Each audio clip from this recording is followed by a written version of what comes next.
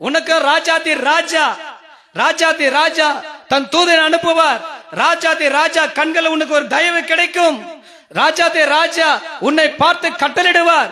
போதும், ஆளை அனுப்பு, என் தூதனை அனுப்பு, என் பிள்ளைகளுக்கு இந்த நீதி செய், இந்த நியாயம் செய். எத்தனை நாட்கள் என் பிள்ளைகள் அழுது கொண்டிருப்பாங்க, எத்தனை நாட்கள் என்னை நோக்கி ஓலமிட்டு கொண்டிருப்பாங்க, கத்தி கொண்டிருப்பாங்க, கூப்பிட்டு கொண்டே இருப்பாங்க. ஆள் அனுப்புவார்.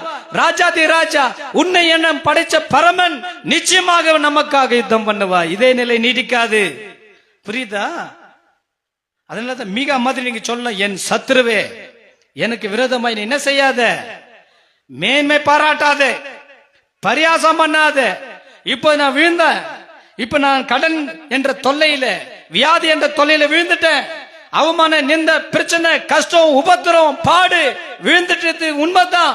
ஆனாலும் எழுந்திருப்பேன், நான் விழுந்தாலும் எழுந்திருப்பேன்.